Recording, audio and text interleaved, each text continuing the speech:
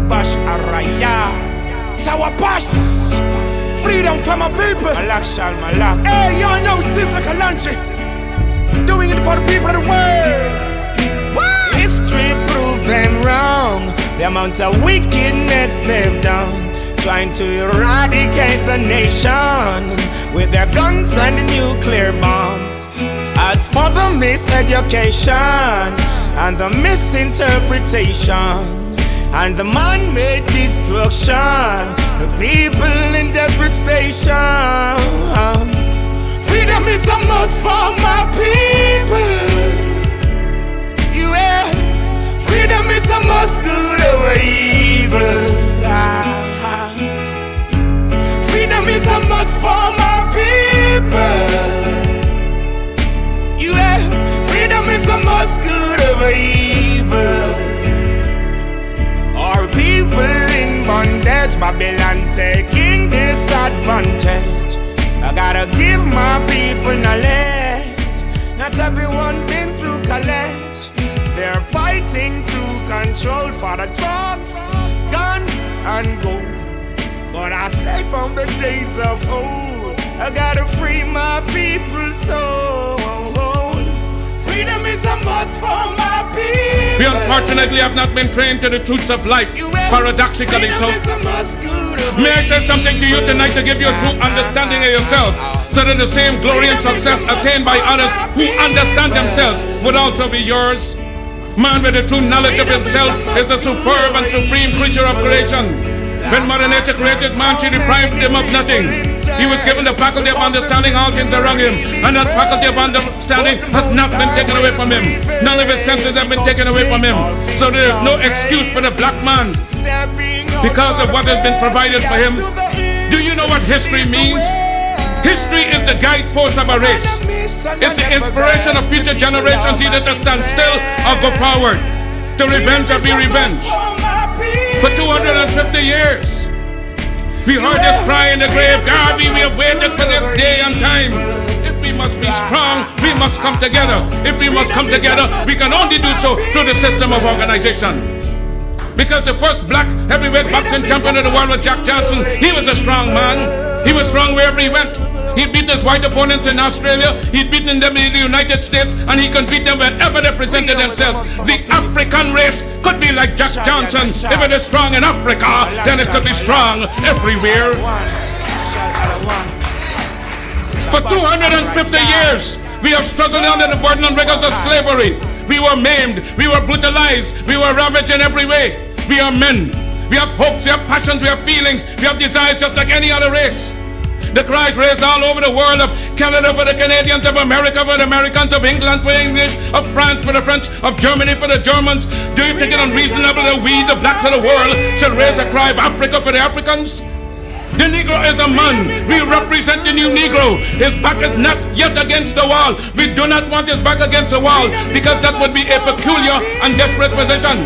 We do not want him there. It's because of this that we are asking for a fair compromise. Where the Belgians have control of the Belgian Congo, which they cannot use. They have not the resources to develop now the intelligence. The French have more territory than they can develop. There are certain parts of Africa in which you cannot live at all. So it is for you to come together and give us a United States of Africa.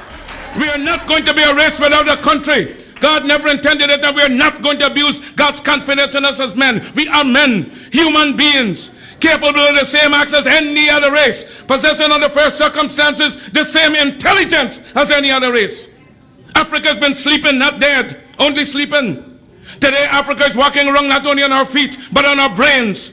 You can enslave us, what done for 300 years, the bodies of men. You can shackle the hands of men. You can shackle the feet of men. You can imprison the bodies of men. But you cannot shackle or imprison the minds of men.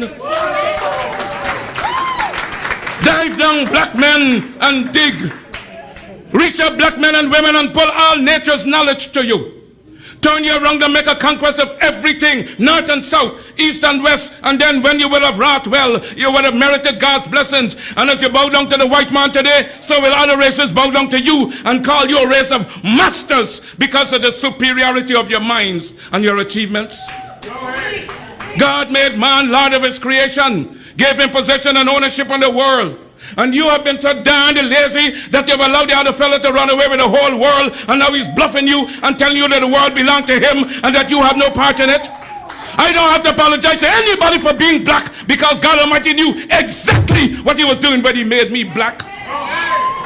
You race of cowards, you race of imbeciles, you race of good-for-nothings. If you cannot do what other nations have done, what other races have done, then you had better die. Can we do it? We can do it. Because any leadership that teaches you to depend upon another race is a leadership that will enslave you. Let me say that again. Any leadership that teaches you to depend upon another race is a leadership that will enslave you. They gave leadership to our foreparents, and that leadership made them slaves. But we've decided to find out leadership of our own to make ourselves free men. Babylon did it. Assyria did it. France under Napoleon did it. Britain under William Pitt, Earl of Chatham did it. America under George Washington did it. Africa with 400 million black people can do it.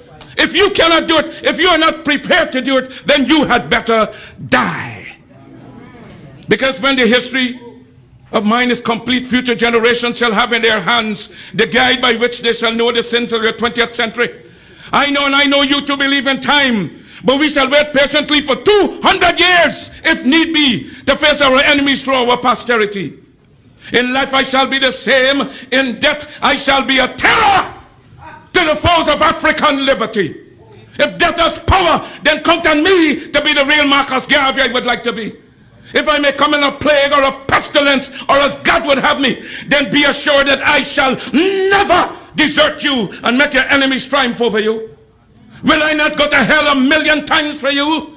If I die in Atlanta, my work shall only just begin. But I shall live in the physical or the spiritual to see the day of Africa's glory. Look for me in the world when there is a storm. Look for me all around you.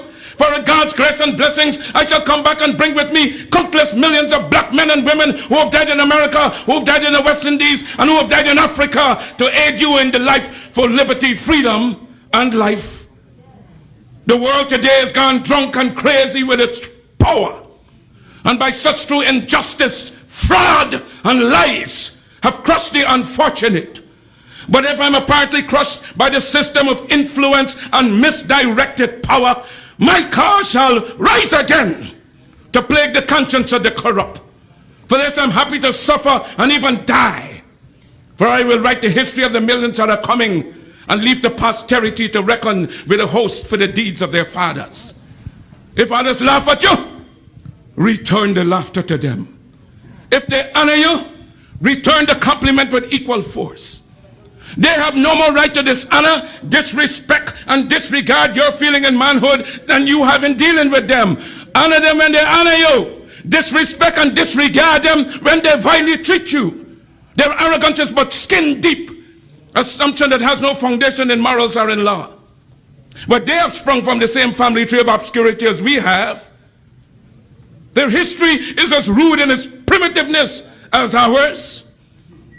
When they were embracing the arts and sciences on the banks of the Nile, their ancestors were drinking blood out of the skulls of the human dead and eating raw meat from wild beasts for centuries, even as they have accused us of doing.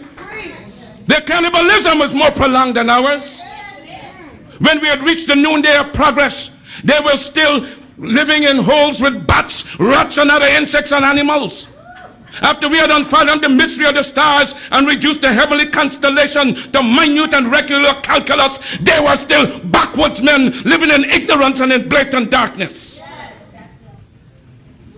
The world today is indebted to us for the benefits of civilization. They stole our arts and sciences from Africa. So why should we be ashamed of ourselves? Like the great Church of Rome, black people all world over should practice one faith, and that of confidence in themselves, with one God, one aim, and one destiny. Because we are the descendants of a suffering people. We are the descendants of a people determined to suffer no longer. Many men and women as black as I am, and even more so, had believed themselves white under the West Indian order of society. I was simply an impossible man, to use openly the term Negro, yet everyone beneath his breath was calling the black man a nigger.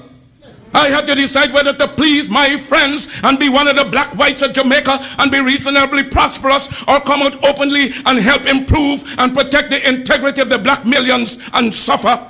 I decided to do the latter. There is no future for people who deny their past. My foreparents, my grandparents, my mother, my father did not suffer and die to give me an education to slight, oppress, or discourage my people. Whatsoever education I acquired out of their sacrifice of over 300 years, I shall use for the salvation of the 400 million black people of the world. And the day when I forsake my people, may God Almighty say, there shall be no more light for you.